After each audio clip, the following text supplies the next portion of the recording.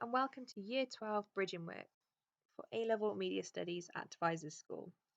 I'm Miss Squire and I'm going to be walking you through what you need to do for your bridging work this summer and what you're going to need to bring with you in September. So to start off, the first thing that you're going to need is an iLearn folder. This is going to have all your extra research and your extra work in that you're going to be doing outside of the classroom.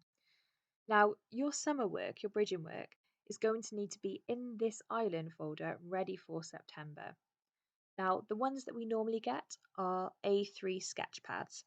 That's because you're going to need a bit more room to do some annotations and to add in more work than an A4 folder would allow. These are the ones that we normally use. They are from the Works. You can get them either in the shop or online, and they are only £5.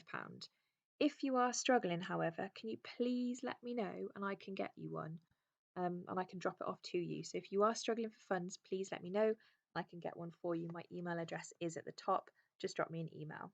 But you are going to need to do that in order for your bridging work to go into it. So you've got 3 key tasks. I've split them up so that they're going to take about 2 weeks each. And that way you are going to have enough time to do them and you're not going to be left stressing in the last week of August and faffing trying to get it all done. Your first task is based on magazines. You're going to need to research the earliest ones and have a look at how they've changed from now. Create a timeline documenting the changes. Have a look at different genres and different target audience, see what they've got in common. For a challenge, have a look at how the front covers attract their target audiences. Now, this is going to need to take up a page in your iLearn book. If you want to take a double page spread or you want to do more on it, that's absolutely fine. It's up to you. You're starting off in September looking at magazines, so this is going to give you a head start for that. The way that you present this is completely up to you as well. You need a mixture of images and writing. Think about, are you going to bullet point things? Are you going to annotate things? Are you going to collage? If you're good at art and you like painting, you can include some painting. It is completely up to you. It is your folder of your work. So just as a quick example from Patler, for the challenge, so how do they attract their target audiences? I would look at the fact that this is called the Megan issue.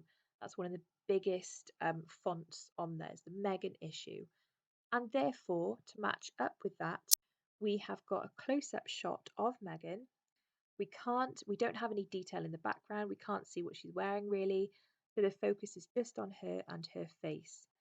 And we have a direct address, so she is looking directly at us to as if she's talking to us, giving us the key information. So we want to buy the magazine and find out what it is that she's telling us.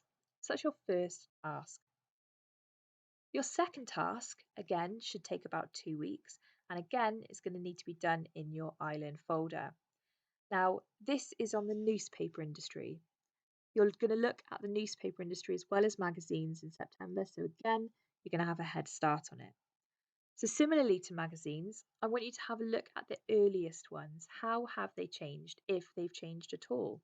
What is still similar from the first newspapers that were published? I want you to choose 5 different newspapers and look at their front pages. Look at their target audiences, look at their layouts, look at what they have in common. Try and get a bit of variation too. Don't just stick to one type. If you want to go across to America, you can have a look at some of those as well and compare those. It is up to you. So my examples from the Independent.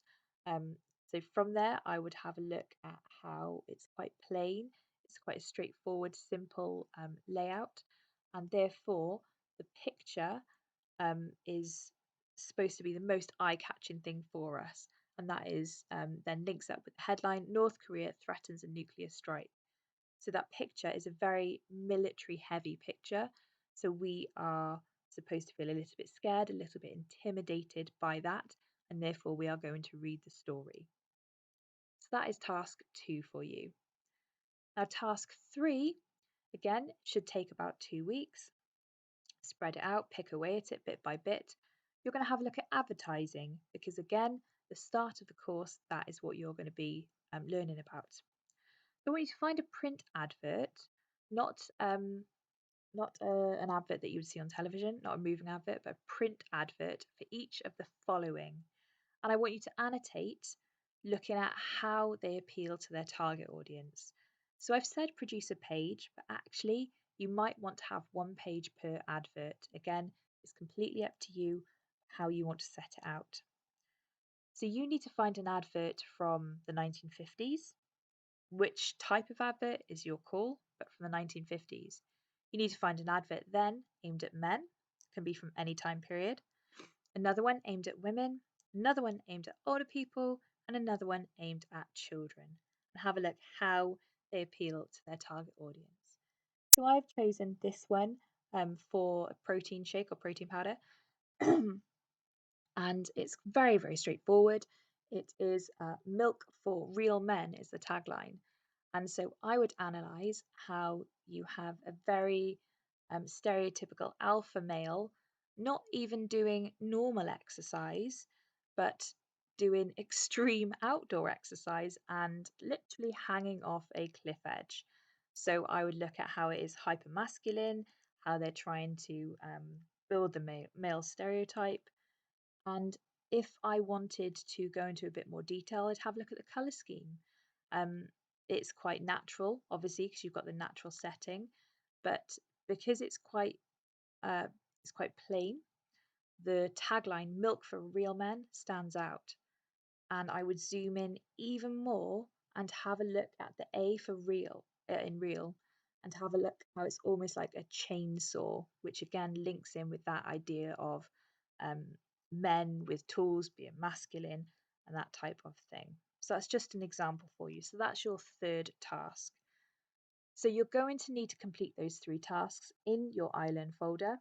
As I keep saying, it's up to you how you do it, how you set it out.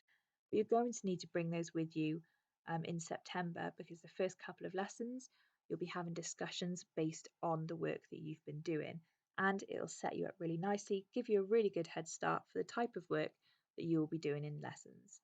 If you do have any problems, any questions, if you're stuck on anything, even if you think it's a really stupid question, please email me. As I said, it's rsquire@devizes.wilts.sch.uk. And I will get back to you, and hopefully I'll be able to help you. But please don't leave it to the last minute. And if you do need help buying your iLearn folder, then please let me know. I am more than happy to do that. We look forward to seeing you in September.